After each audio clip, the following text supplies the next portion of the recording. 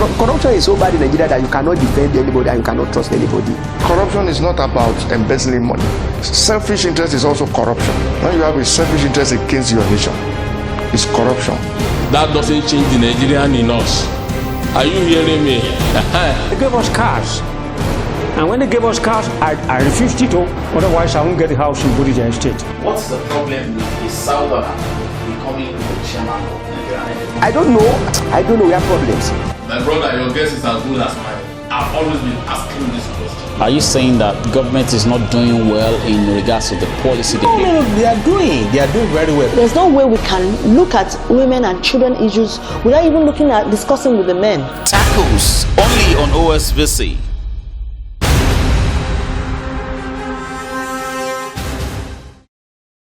Hello viewers, you're welcome to Tackles today on OSBC TV. My name is DG Adifila. On this program, we have always looked at policies and politics and things as it affects the country, national and statewide. We look at developmental projects, as it goes on in the country at large. Today, on my program, I have a royal father as a guest on this program today. I'm talking about the man from the Empire of Iwo.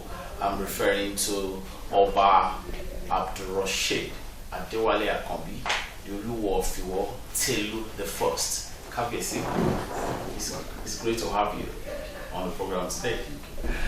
Kabiyesi, I must start this way. I was there during your coronation, and you made some statements on that day, which I felt that it would be good and be better enough for you to probably expatiate more on some of those things. One of the things you said was more about development. That the reason you have come to be king is to develop where you are from. And you said a whole lot of things about how you want to do it industry-wise, company-wise, and all of that. And I just want to ask you today, in developing that town, Iwo, which seemed to be the gate city into the state of Osun, how have you started to do anything as regards development in that place? Thank you very much. Actually, it's not only about when you mention Iwo, it's Iwo land, Oluwo Of Iwo. And again, it's not only about Iwo, it's about the black race. One thing, this is something bigger. It's just starting from you. Because they say charity begins at home. And there's a Yoruba adage that says, until dash of food. So if you actually want to start development, you have to start from home, where you're from. Then they will see. And then first thing we always start from is the palace, because that's the home where they are. So we start from there to the befitting palace. Very nice one. You get in there and relate it to, I think I'm in America. So I bring it and this is how we start. Then we start to some other development issues. Again, as a king, you have to look at the source and the roots of things. As a king, what is the spirit and the love that the forefathers, the first one that actually wears that crown, what's the spirit that it takes to actually wear that crown? Have we lost it in the monarchy? Is there a spirit that is behind wearing of crown? There should be. It's a spiritual thing. It's divine. When it comes to monarchy, when it comes to traditional ruling, it has to be something embedded in you naturally. That's where the spirituality comes from. That you have to think, what euphoria did Oduduwa, God bless him, in what euphoria did he actually wear that crown? What makes him wear that crown in the first instance? And then you see that it's about love, it's about protection. That, like, he can see the future. And I said he had a foresight. He had a foresight. I'm gonna have a lot of kids. I will have, it's like a prophet who knows what the future will be holds and what will hold. So he said, for me to have my children, I have to protect them. So the crown. In the olden days, in medieval times, the only way you can protect your territory is to actually have a crown. When you have a crown, nobody comes to your territory anymore, because then you have chiefs. There will be from a little, like a kind of kingdom, chiefs. Some will be the one fighting war, some will be for markets, some will be for there's Balogun, there's Jagun. Then you can protect your children. Then you look for what they will eat. Today, kings should not be getting wealth. The wealth, why it's so spiritual is that you see the way you can bring about development, you have to go to the roots first of what actually hasn't brought development. That's why it's more spiritual. When I am not the king, do you know who I am? I'm a messenger. Do you know who is the king? There is no king as humans. It's just a phrase. King, the only king we have is God. God is the only king. So you are a messenger. I'm a messenger who actually is having an attribute of God that conveys with the message name of God. The authority. Which means God is the one, actually the one that must control everything that is you. The king should not be subject to any other thing than God himself. Then, that is actually what has been wrong with us from the inception. So, Kabisi, how do you intend to change all these wrongs? You know, if you have to change all these wrongs, they need to bring, for you to bring development. You know, you started with your palace. I've been there. You built a new palace for yourself, a good place to be. Then there is a need for that town to be developed. Yes. Then then there is a factory. There are factories also. We have started with TELU factory, and people did not just come to start. Actually, I have somebody that is not from you that started TELU factory. Johnson Adewopo Foundation, right? Dr. Adewopo Adewopo. He started it because he saw the passion, the love of a king to his people. That this king actually loves his people. This king actually knows the history, what it takes to be a king. And that what it takes to be a king is to know that your people comes first. You are not a king of the palace. You are a king of the people. Is that why the people in the town always run after you when you're at occasions, and sometimes you give them things at occasions? When you love them, you have to love these people. A king should not get. And a king, when you share a name with God, which means you are a king. God is the king, but then God gave you that name to be sharing with him. Then it means that you have some attributes close to God, which means wealth is yours. You shouldn't be garnering wealth to yourself. Like what would you be feeding on if you don't gather wealth as a king? No, you will never go hungry. As a king, there's an authority there. There's this that you must have every time. As a king, yes, you will have every time. That is the authority from God. It's more spiritual. It's more divine. You can never lack as a king because you share. God never lacks. But there are supposedly poor kings. I can't talk for them, but it depends on what you do. You have to be able to imbibe the spirit that actually gave you that crown. The truth of the spirit behind that crown, which is the loving spirit. The spirit of loving the people. When you love the people, you give what you have to the people. The king owns wealth. You shouldn't be gaining wealth. When you own something, it's like when you gather wealth, then it means that you're stealing what you actually own. Should you? Should you be gaining wealth? You should be. When you do for people, yeah, we feed the people also in the woodland.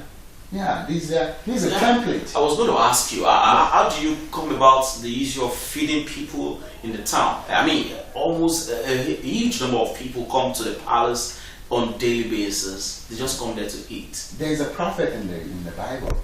It's called Jesus, and we Muslims call him Isa. Yeah.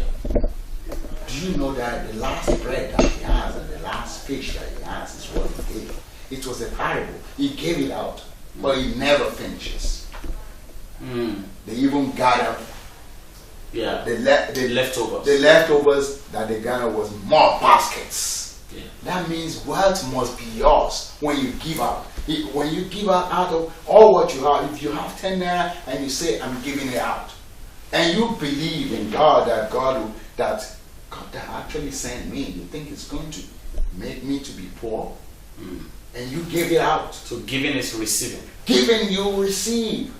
It was a parable right there that when he gave, when Anabi Isa alayhi salatu wasalam, God, when he gave everything out, God blessed it. And they gathered more leftovers. The leftovers, who does it belong to? It's for him and his disciples. So it means what he gave out, you got more. So anytime when you are actually giving out, you are not giving it out. It's for you yourself. You're giving to people. Who are you? Are you not one of the people? Anything that you do it for yourself. A king must always worry about the welfare of the people, not only of his domain, but everybody. I'm talking about thinking. I think every day about the black race. How are we gonna be up? And the spirit that our first father, Oduduwa, God bless him, is that the spirit that he used to actually wear the crown is the spirit of giving, is the spirit of becoming more. One man becomes over 50 million Yoruba. That is God. Kabisi, I want you to look at something this way. Didn't you know that you just think some people will say, oh, look at him, because he came from abroad to become king, he has already made money. That's why he says he cannot be poor. Don't you think some people will say that because you have labored abroad before and you came to Nigeria to be king? Isn't that why you are not poor? Being overseas doesn't mean that you are living overseas doesn't mean that you're rich. Does that make you rich? But the economy there is better than here. Economy, you can have access to basic things of life, which is luxury over here in Nigeria. But it doesn't mean that everybody that lives overseas is rich. Do you think so? Do you think that everybody that lives overseas is rich? If that's so, then everybody that lives everywhere in the world must be rich. Even in Saudi Arabia, in America, there are poor people. Very poor. People that even sleep on the street. So,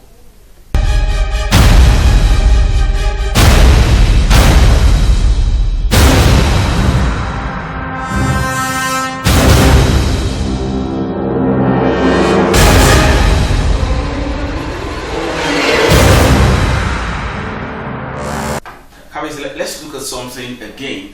This one actually became a bit controversial, especially on the social media not quite long ago. There was this picture of yours where you were wearing a jacket and you were wearing a jean.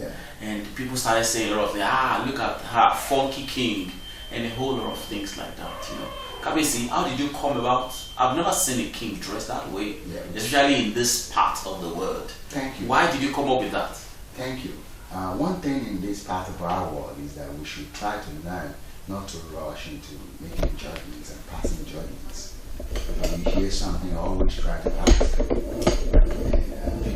And many people were talking about, he's doing this, he's doing that. But one thing is that when I wear that, I'm making a statement. What statement? Thank you. God bless you. When making a statement, that is what is called, that suit stands for civilization. But the civilization comes in many ways. Our own tradition, true, we can upgrade it to civilization, to be civilized too, and we are moving to that. But let me ask you one thing. And I made mention of something in that. There was an interview about even that suit, and I made mention that if my forefathers were privileged, I still repeat it, if my forefathers were privileged to actually wear it, they would wear it. It's a metaphor. It's a parrot. I'm trying to bring a proverb out. And that's it. If my forefathers were actually, they have access to guns. If they have access to guns, will my children be enslaved? Will they be enslaved? Will colonial masters take this land? Will colonial masters enslave my children? Because they are my children now, regardless they've been of old. Yes. Will people walk to Mecca? They have access to cars or airplanes. Or airplanes. That's sovereign. Well, today we brush teeth. We have dentures. We have everything. Fluoride, toothpaste. People were actually brushing in those days. People can say we have a wool stick and all that, but when you talk about shoes today, we have nice shoes that can actually protect your feet. We have telephones that save lives of somebody that is dying today. If my forefathers asked access and privilege to that, would they not use it? Would they use it? If my forefathers had the privilege to wear contact eye glasses now that correct visions so that they don't go blind, if we have access to that, if we are privileged, we will suffer. Most especially the guns that was to use. Because when the colonial masters came, that's what they used to subdue our people, even the kings back then. We don't know why God brought them to put that kind of punishment. Maybe the kings of the past, our forefathers, maybe they lost it in one way or the other. In the spirit of what Oluwa came to bring, to actually make us to do what? For him to wear that crown.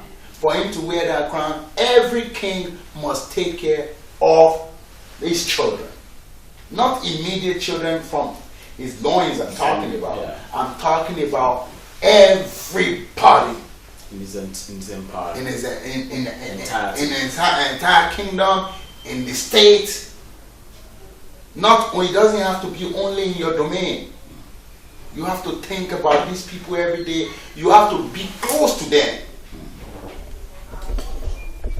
Back then, kings were not close to people anymore. You are a king of a place. You are hiding inside the house. People don't see you. Why? You are holding yourself as sacred like a god. We are actually putting scare tactics into what? Into the traditional system. Trying to make people think that everything is fetish. People don't see something, the traditional system as something of nice and fun. A king, they can approach. To be around them. They don't want to be around them. When people are even godly now, they believe everything about king is what? Separate. It's sacred and soul, fetish and idol worshipping is always part of it. But should kings be sane always? Yes. You are a king of Obalu, the king of the whole of people. Now you're not king of inside the room. You're not king of inside. What are we talking about? Well, you're not a king of what they call it. You should be seen. You should be among your people. You should. I go among my people. I'm not scared of them. They are my children. And that's why even sometimes when they go the feeding program that we do 3 times a week, I go there. I even take the food and I give them sometimes. Yourself. Yes, myself. I've done it before. Even before I become king, I dig the ground to make to fill roads, maintaining the roads. And I'm not going to change because I become king. Kabisi, are you trying to change culture? Not change culture, but improve. You shouldn't stay to the olden times. You shouldn't stay to the times that people believe that we should be killing twins. Shouldn't stay to the times the people that somebody just come with an idea that cut off women clitoris, female genital mutilation. Somebody just came with the idea and think that women will be promiscuous if you don't cut their. Michelle Obama is not promiscuous. In America, many other people, even we have people in maybe the Igbos and the Ijebus, they are not promiscuous, and they didn't do no circumcision for the female. Where does female circumcision come from? Is it from the Bible or from the Quran? No. Only men were supposed to be circumcised. But Kabisi, we're trying to improve and make it better.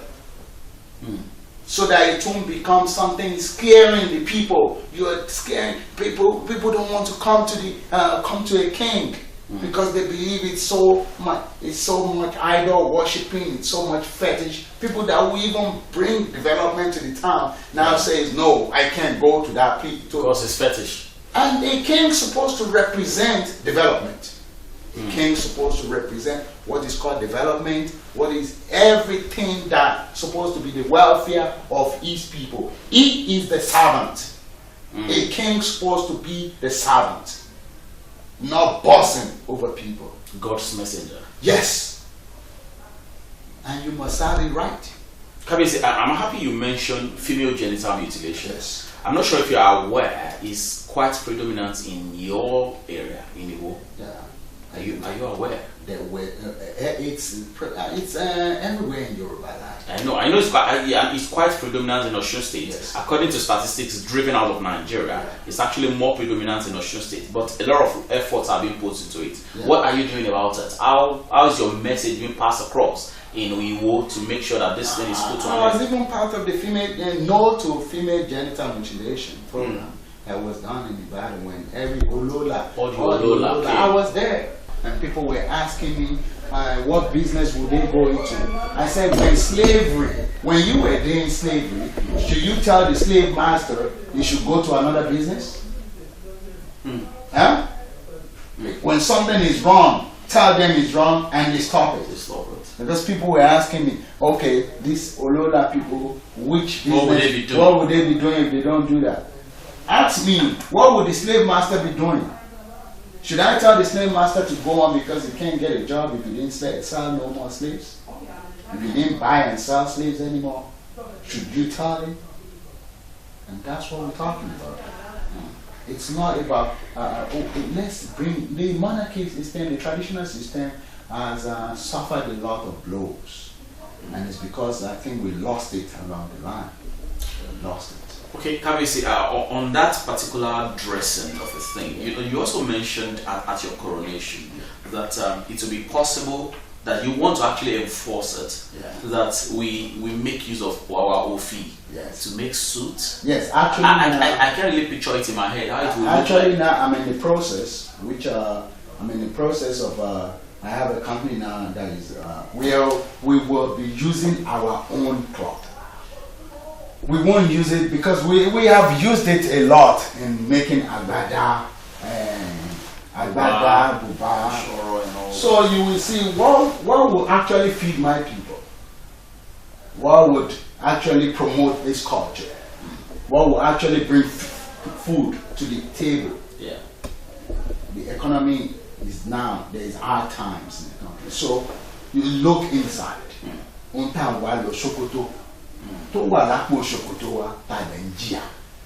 What is actually in your pocket? Yeah. You are going to be traveling far to forget it.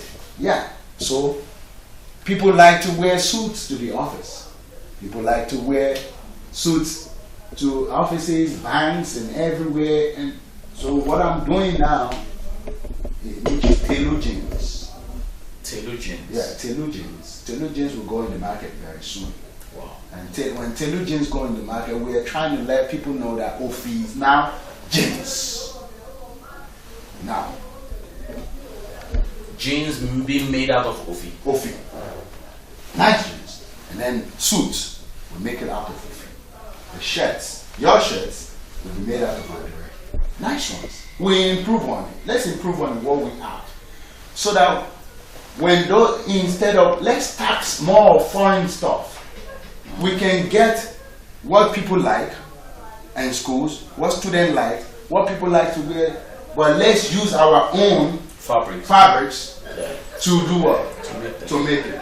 I myself, you will still see me in suit, which is made of Ofi, so that I can tell people in what's it called, in the banks, that this Ofi can be better for you. It's better to use our own fabric to do those clothes. Then it means that we're promoting the culture. At the same time, we're gaining more in the market. Then I have jobs for my people. I have jobs, creating jobs for my children here that I'm ruling over, not only in the Iwo land, but I'm talking as a royal father. I'm the royal father of all, of everywhere. I'm the royal father of Ife, Oshogbo, everywhere. Because anywhere I go, I'm still a royal father. So I have to care for my children. And the only way I can care for my children is to make use of what I have in my house, to start making, and actually after we're wearing it here, we'll export them. The white man wants to wear a suit that is different from the normal fabric that he is used to. Thank you so much, Kabisi. I think we will have to continue with this particular discussion because right now we have to stop because of our time. Well, viewers, I've been speaking with Kabisi Oba Abdurrashid Adewale Akobi, Oluwo of Iwo land here in the state of Osun. TELU the first. I must always put that. You know, Kabisi, I must say thank you so much for coming. I mustn't stretch my hands to an Oba because usually I shake people on this program until you stretch for your hands towards me. Well, until the next time. You're tempting me. Until next time when I shall curb your way again, of course. You know, on another edition of this particular show, Tackles. My name is Deji Adefila. Have a good day. Thank you.